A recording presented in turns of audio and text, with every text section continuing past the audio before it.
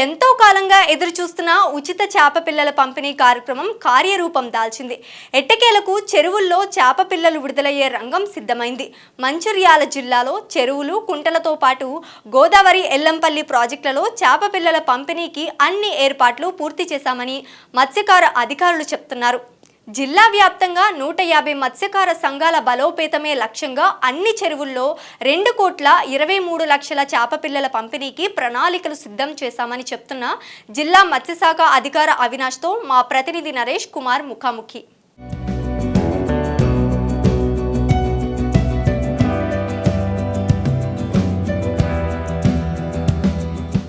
ఎన్నో రోజులుగా మత్స్యకారులు ఎదురు చూస్తున్నటువంటి చేప పిల్లల పంపిణీ కార్యక్రమం అనేది నేడు ప్రారంభమైంది. ఇటు జిల్లా కలెక్టర్ కుమార్ దీపక్ గారి ఆధ్వర్యంలో ఇటు గుల్లకోట, లక్ష్మీపేట మండలం గుల్లకోట గ్రామంలోని ఇల్లంపల్లి బ్యాక్ వాటర్ జలాశయంలో చేపపిల్ల పంపిణీ కార్యక్రమాన్ని ప్రారంభించారు. మరి దీనికి సంబంధించి మరి ఎన్ని FTL ట్యాంకులు ఉన్నాయి, మరి దీనికి సంబంధించినటువంటి ఎంతమంది ఎన్ని రకాల చేపపిల్లను వదులుతున్నారనే విషయాలు మనతో పాటు జిల్లా ఫిషరీస్ అధికారి ఉన్నారు. మనతో పాటు వారిని అడిగి తెలుసుకొని పూర్తి వివరాలు అడిగి తెలుసుకున్నాం. సార్ చెప్పండి, జిల్లా వ్యాప్తంగా మొత్తం ఎన్ని పాయింట్లు గుర్తించారు, వాటికి సంబంధించి ఎంత మేర అంటే జిల్లా వ్యాప్తంగా ఎన్ని చేప పిల్లలను జలాశయంలో వదులుతున్నారు? నా పేరు Avinash, assistant director of fisheries.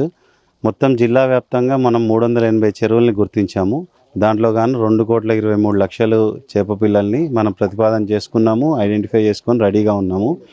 మనకి ఈ సంవత్సరం గాను మొదటగా ఈరోజు మన గౌరవ కలెక్టర్ గారు కుమార్ దీపక్ సార్ ఆధ్వర్యంలో ఇక్కడ ఎల్లంపల్లి బ్యాక్ వాటర్స్లో మా గుల్లకల ప్రెసిడెంట్ మరియు డైరెక్టర్స్, లోకల్ రిప్రజెంటేటివ్స్ మరియు MPDO, MRO గారి సమక్షంలో ఈరోజు బ్యాక్ వాటర్లో వేసాము. ఈ రోజుకి గాను మనము 1,00,000 పిల్లల్ని నిర్దేశించుకున్నాము. ఎందుకంటే లాంచింగ్ ప్రోగ్రామ్ కాబట్టి రేపటి నుంచి మనం 12 రోజులకి ప్రణాళిక రచించుకొని ఆల్మోస్ట్ 1,50,00,000 పిల్ల దాకా మనం ఎలా ఏ రోజు ఎక్కడ వేయాలనేది మొత్తం చేసి ప్రతిపాదన చేసి హెడ్ ఆఫీస్కి కూడా పంపించాము.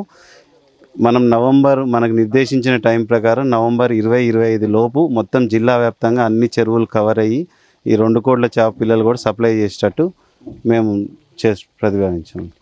మొత్తంగా జిల్లా వ్యాప్తంగా ఎన్ని సొసైటీలు ఉన్నాయి, ఇటు ఎన్ని సొసైటీల వారిగా కేటాయిస్తారా చేప పిల్లలు, లేకపోతే ట్యాంకు దీనికి సంబంధించి ఏవైతే చెరువుల వారిగా కేటాయిస్తారా? మీకు ఎంత?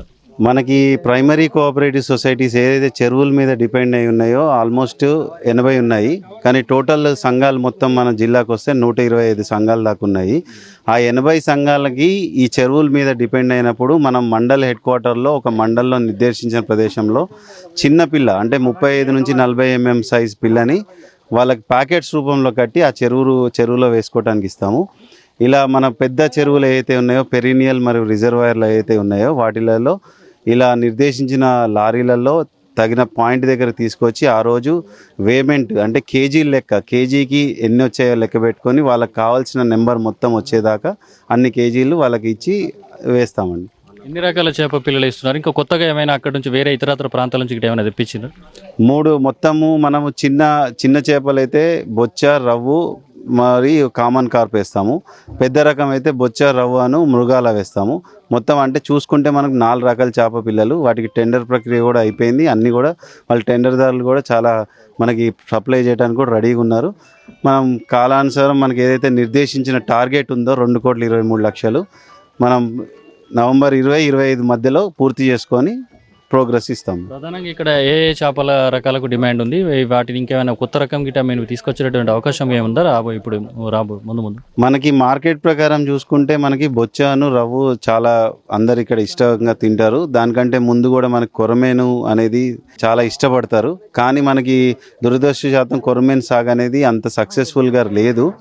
దాన్ని ఇప్పుడు సిఫా వాళ్ళు ప్రొడక్షన్ చేస్తున్నారు. ఒకవేళ ఈ చేపలు ఎలా అయితే ఉత్పత్తి అవుతున్నాయో కొరమేన్ చేపలు కూడా అలానే ఉత్పత్తి అయితే తప్పనిసరిగా గవర్నమెంట్కి నిర్దేశించి ఆ చేపలు కూడా పంపిణీ చేయడానికి మేము ప్రయత్నిస్తాం.